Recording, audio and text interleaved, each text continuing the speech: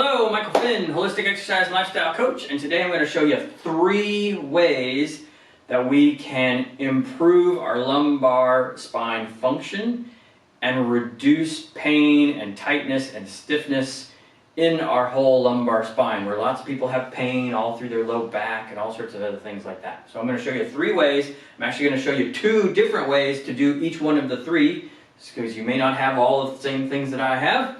And at the end, I'm going to give you a bonus extra on top of that. So make sure to stay tuned to the end. All right, here we go. So we want to stretch all these muscles. So whether we're lifting weights, whether we're standing on our feet all day long, whether we're sitting in a chair all day long, gravity is always pulling us down and trying to compress all of this. This is why people get shorter as they get older. But if you stretch all of that out and you move it all regularly, you will end up keeping all of that height in the disc spaces in between the low back and the vertebra. So that's what we need to do. So the first thing we want to stretch is we want to stretch the obliques down the side. We're going to stretch the QL, or the quadratus lumborum, down here in the back. And we're going to stretch out the big lat muscle too, because it crosses over the shoulder joint and the hip joint. So it's one of the big important muscles that a lot of people forget about, but it's the only muscle that crosses both the shoulder joint and the hip joint. And it can mess both of those joints up pretty bad. So, and it's attached onto your spine as well. So that's why we want to try to stretch all of those. And one big bang shotgun kind of exercise that we can do is this side stretch over the ball. So I've got my feet anchored against a wall or a step like I have it, and I've got a ball. And we want the top of the ball to be right about at our bottom rib, so that way we can pivot around the ball. The easier way is to have the leg touching the ball in front and the top leg that's away from the ball in the back, so that you got a split stance there with your feet. Now when you get more advanced and you want a bigger stretch, you're going to flip-flop that, but I'm not going to do that today because most people don't need to do that when they first start this exercise.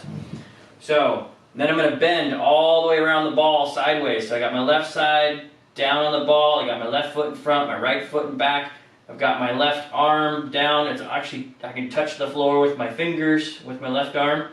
And I got my right arm stretched all the way out over the top, so that I get this big stretch all the way down the whole right side of my body.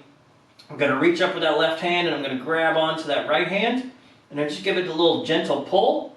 And then we want to use our breath to really open everything up, because every time we inhale completely, we decompress the lumbar spine. So that's why it's so important to breathe deeply. So we're going to inhale and fill everything up and be as long as we can. So I'm going to stretch out with my body and really stretch everything out there. And then I'm going to exhale and relax a little farther around the ball. Then I'm going to go big inhale, stretch everything out there, and feel the spots where you're tight. Think about trying to push the side of your shoulder up towards the ceiling. Think about trying to get your rib cage a little bit farther away from your hip. But really stretch that all the way out. You want to open that all the way up so that you can get that deep stretch. You can feel it all the way down into your hip if you're really reaching and elongating all of that fascia in your body. Big inhales. Now let the head get into it and just really take big deep breaths. Just like that. Okay? So that's number 1, and then of course you're going to do the other side too, so flip over and do the other side, same thing, but I'm not going to do that right at the moment. Alright, so that's the way you can do that over a ball. Now if you don't have a ball, you can do the same thing standing. Alright, so standing up, I'm going to do the opposite side. So now I am going to make it a little bit more stressful. I'm going to have my left foot in front, I'm going to have my right foot in back. There's only about maybe a 6 inches gap between my left foot and right foot, and my feet are hip width apart, so I'm not trying to balance crazy or anything like that. Standing up tall, I'm going to reach high to the ceiling with my left hand, and I'm going to bend just a little bit to my right, and then I'm going to reach up with my right hand, and I'm going to grab onto my left wrist, and then I'm going to inhale, and I'm going to pull with my right hand and try to reach my left fingers up towards the ceiling as much as I can while I'm bending just a few degrees over to the right. It's going to be different for everybody, but I'm just going to try to stretch up there and touch the corner of the room. Big inhales, and every time I exhale, I'm going to try to sink my left hip down towards the floor. So I'm going to go big inhale, stretching that left hand up to the right, and big exhale, and try to sink that left hip down towards the floor. You also want to like try to tuck your hips under a little bit too, so that you get a little stretch that way. Okay, so that is the alternative way of doing it. I like over the ball better because you can really decompress, but standing works too if you don't have access to a ball at that particular point in time. Okay, so that's number one. So now number two, I typically like to, I'm going to put that over that way, I typically like people to start sitting up on top of something for this second one. So this second one is just going to be a bending forward, stretching of all of the little muscles along our lumbar spine. So, and some people find it's easier if they're up on a step. You could be up on a bolster or something like that. This is about 7-8 inches, something along those lines. And we just want to bend as far forward as we can, grabbing onto your feet or your heels. If you can't get there, your shins are just fine. You know, whatever you can get to. If you're really flexible, there you might have something out there to grab onto. I've shown this in other videos too, where I have a bar here, and I grab onto a bar and I pull myself deeper into it. Okay, but up here, grabbing those heels with your hands on the insides of your legs, tucking your chin all the way down because these muscles come all the way up and they attach onto the back of your skull. So we want to take big inhales and kind of stick that back out a little bit. Now, one thing I forgot to say is if you have back issues, like bulging discs and things like that, don't do this. So, forgot to say that part. So, don't do this. If you have bulging discs and things like that, you need to be working with somebody privately and get that fixed. So, I'm just going to say that right now. So if you've got bulging discs, call me up. Or find another Czech practitioner, someone that's really good with dealing with bulging discs. But if your back is healthy and you just need it to decompress, this is what we need to be doing. So grabbing on there so that you can pull with your hands a little bit. Try to pull your chest down towards the floor. Big inhale, sticking out that lumbar spine so that you get that good and stretched out that way. Tuck that chin all the way down so that you pull that fascia all the way from the back of the skull all the way down your back. Some people will feel it out to the sides. Some people will feel it all the way down into the middle. That's the whole key. Big inhales, big exhales. All right? And if your tummy gets in the way, well, that's a nutritional issue, and that's a topic for another day. So just let me know about that one. Okay, so we can do it that way. You can also just do it on the floor, just like that. And then on top of that, if that's a little bit too much for you, you can also do it standing. So just, once again, standing on the feet. My feet are about shoulder width apart, and I can just bend all the way forward, and I can grab onto my toes or my ankles, or you can only get to the shins. But if you want to focus on the lumbar spine, you can keep the knees a little bit soft, and you can focus on trying to round out the lumbar spine. You can actually feel, if you use your hands up here, you might feel a flat spot in your lumbar spine, and that's because it's compressed, and it can't flex anymore, and we need to get that flexibility back so that you can move properly and your digestive system can function properly and your core can function properly and you can stabilize your legs while you're sprinting. So all of those important things. That's number two. Now, number three is the opposite direction. So, and with that opposite direction, we are going to do like a Cobra in yoga. So if we lay flat all the way down on the floor and we put our hands up here by our shoulders and we leave our hips down on the floor, but we push through our hands and we lift our whole upper body up and we lift our head up so that we get a stretch through the abdomen, okay? And that way we stretch out the front side and we work on taking our spine into extension into this position, all right?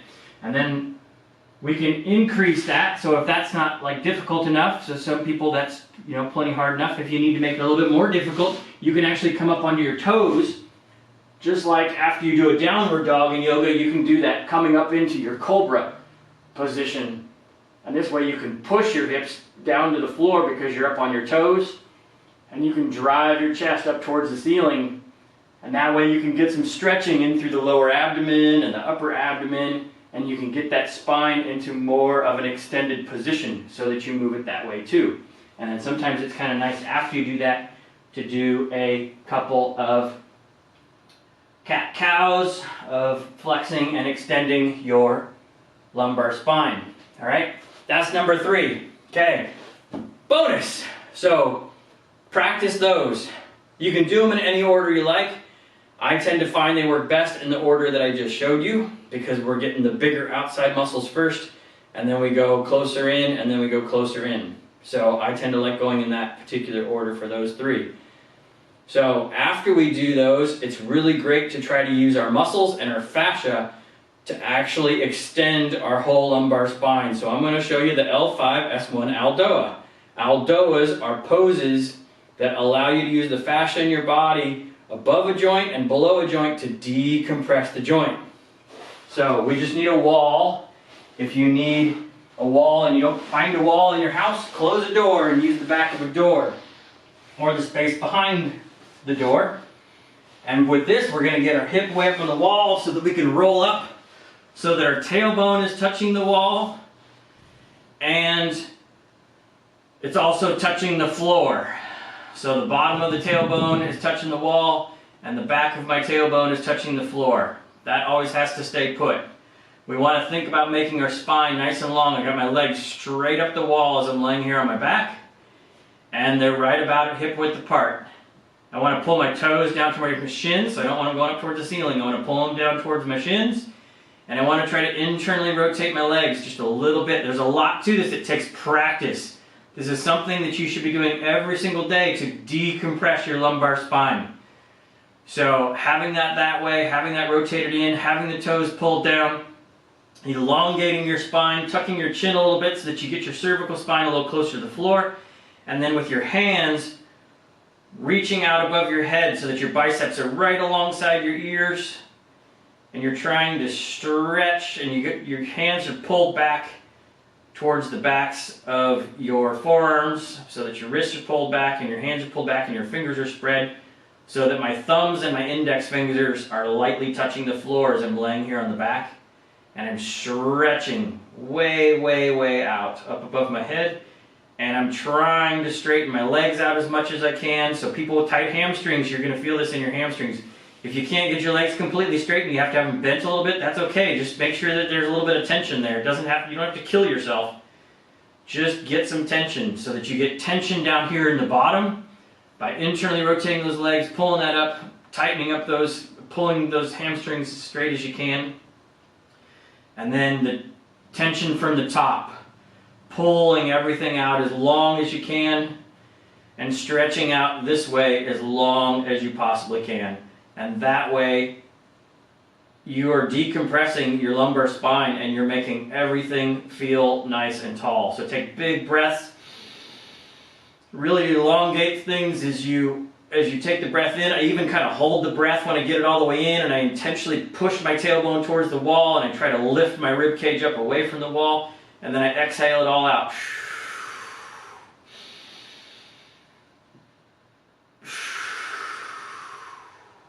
And I'll do like 5, 10, maybe even 15 breaths like that. All right? And then I'll roll all the way out of that nice and easy. And now my lumbar spine feels nice and decompressed, and I feel taller, and it's easier to move and rotate and run and everything else. So I want all of you to feel happy and healthy just like I do. So try this out. Let me know how it goes for you in the comments below. Let me know some of your strategies in the comments below. Make sure to like the video and subscribe. I look forward to seeing all of you in the next video, and I hope you all have a happy and healthy day decompressing your lumbar spine.